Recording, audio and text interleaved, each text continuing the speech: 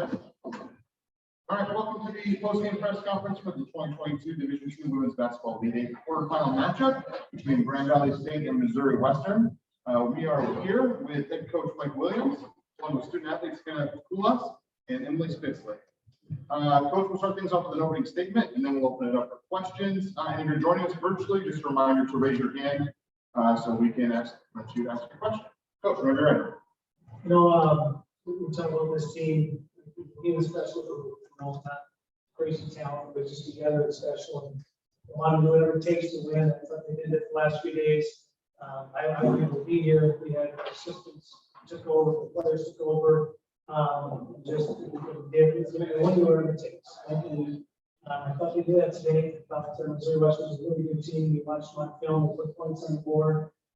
We got the transition, the offensive rebound. They just do a lot of really good things. They're really handsy defensively. And I thought our players stuck to the game plan that Coach Simmons was prepared for them. We carried over today, and I thought the team did a great job. Thank you. Any questions in the room before we go virtual? All right, for our Zoom people, do we have any questions?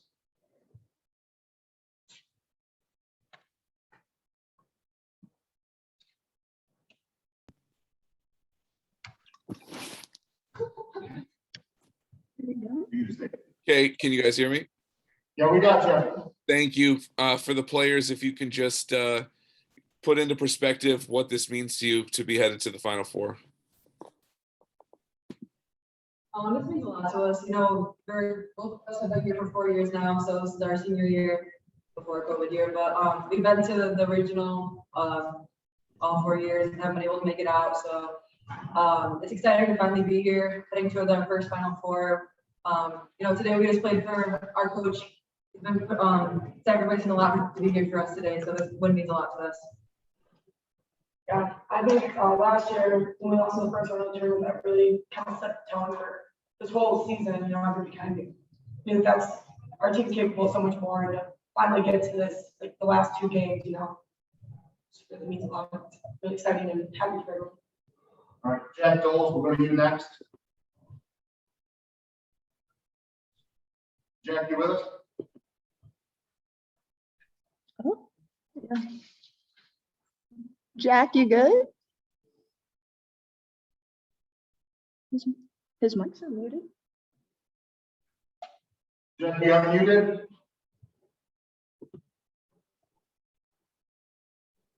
All right, Jack, we can come back to you, maybe I'll ask a question after. Here you had the shot at the buzzer to close out the half and the big and one there in the second half. Can you talk about how those big plays carry momentum with the team, but also the girls out the floor? I think big plays like that, like crucial moments, our team likes to get excited about things and really celebrate. So like when we do have kind of like stops where it's at the end of that half, like that, when the free throw line, everyone kind of gets to, you know, take that moment in for a second. Emily, you had a big offensive night tonight. What kind of got you going out there? I think I was just trying to hunt my shots. At first, it was getting used to the gym and some of my threes were not at first, but I just started to settle into it and attack the rim, stay aggressive, just work through some contact down low and see the ball go through the hoop a little bit. All right, Dan, we'll go to you again on Zoom. Okay, Emily, can you just talk to the team's defensive effort? I mean, you held a team that had just scored 111 points a couple games ago to under 50. What did you specifically do so well as a unit? I think this game was just a carryover of our entire year of defensive work. Coach Williams has a lot of principles that we follow and we work on every day for the first half of our practice. So we've been doing this for, I don't know, 5 months straight now. So I think not having him here the last couple of days, we had Coach Parker and Coach Dare step up and kind of keep us in line with that. And I think it just carried over. We've done this for a while, so we know what we're doing. We just kind of stuck with what we've done the whole season. All right, Jack, we'll try it again.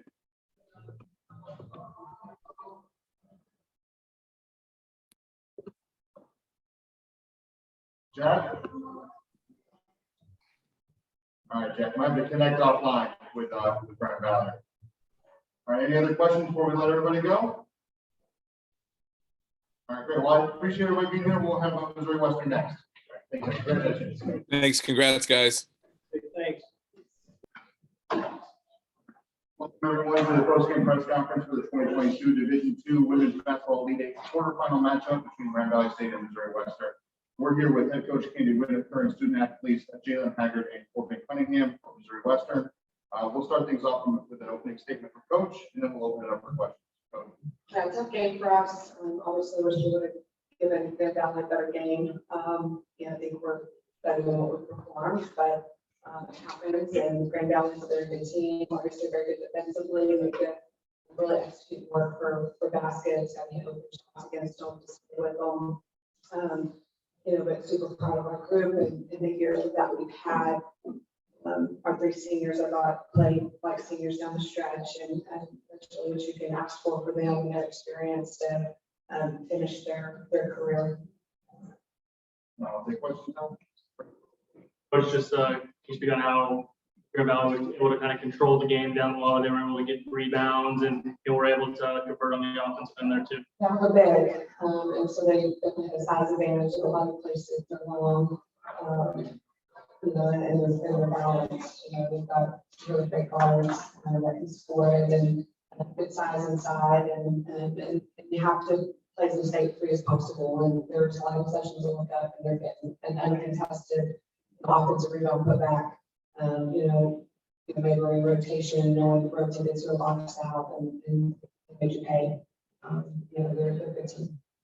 Third quarter there, you guys have been down 15. You cut it to 9 after Jaelyn comes in, gets a couple, she draws a couple fouls and then has a couple free throws, and then they were able to answer with the run of their own. Just what did they do in that time period? Right, I can't remember exactly, but I thought they made timely shots with their guards, and that was stretched, 30 minutes, nice threes, with Gardner, but not close enough. And then Ellen, number 11, just did some great things in the paint, get to the red, a little pull-up jump shot, and they made shots. They're a talented team, they have talented guards that they love plays. Jaelyn, for you, just how did you guys feel as a team coming into the game, big stage, and then, as the game kind of went on, what was going through your guys' mind on what you needed to adjust? I just don't think we came out with the same, fight and fire that we've had in the last few games. Obviously, they kind of took us out of our offense a little bit, so we struggled to score for a while. So that was kind of our goal, was to just execute and try and get back into that. But we just never really found our rhythm, and it's tough for us to kind of get back into it. So just kind of the same story. I say with Corbyn there early and often. How was what did you see from her in terms of helping keep you guys in that game as long as she could? Yeah, and we go more, but I thought she did a good job when she had space, hitting jump shots off the train kicks, and that was going to be open. The way they stuck in, you're going to have to make shots, and not let you just necessarily get to the run. We executed a couple plays on cross screens, and that were some easy ones, but you can just tell Cole was going to show up, and she was just so always, you can tell Corbyn's, face is always the same, whether things are good or bad, but her playing just really down the stretch for us at the end of the year was so consistent, and just played with a sense of urgency, and just didn't get enough to come with her. Corbyn, how did you feel that you played today? I was just trying to keep us alive, I guess. In a drought, just trying to be active, score from our team. What was this last week and a half meant to you from being out all last year, watching your team win 6 games, and then now turn around, coming back and being all tournament team, helping get this team to the Elite Eight and capping off your senior year? So. I would think it was great for the program. Shows that we are really fighters, and the future is bright for them. Jaelyn, I know we talked about this so much, but just getting to come back home and play for your hometown team, did you even know that you were going to play another year, and just try to describe the best you can just how this year has been overall? I thought I was hanging up my shoes this time last year, and I'm thankful that Whitaker took a chance on me and let me play for the program. So I couldn't be more thankful to play for her and this team in front of my friends and family. It's been probably one of the biggest blessings in my life, and I would change. It's a really risky chance. I'm not sure about this time. Any other questions? Coach, can you just speak on your three seniors and how they were able to come in and really help mold this program into now you have, I don't know how many girls sticking around, but quite a bit to build on. Yeah, absolutely. Before was our first kid on campus, so I was calling her right before I took the job, trying to get her on campus. So she was our first time, our first commit and first visit, and she was super important to us. Obviously, since she stepped on campus, she's been a fantastic player for this program, and we've loved having her for 3 years. Michael Gray is just a fighter, super tough kid. I think the more that's stacked up against Mike, the more she shows up.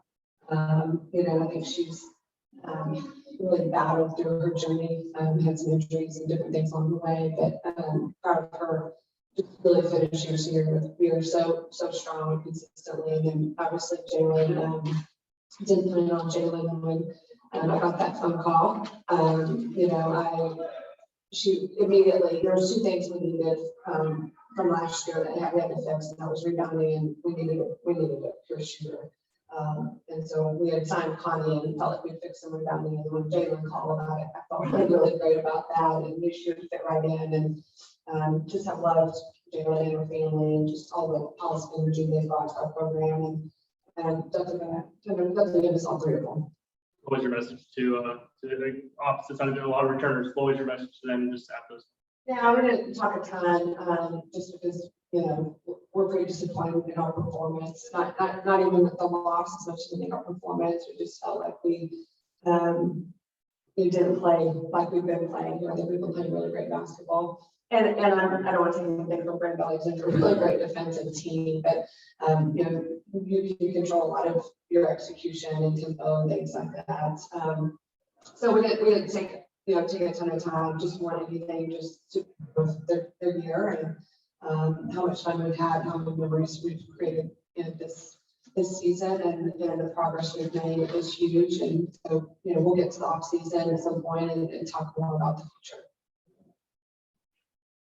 Thank you, everybody, for attending. Congratulations to everyone on a great season. Thank you. We'll be back after the conclusion of the next game.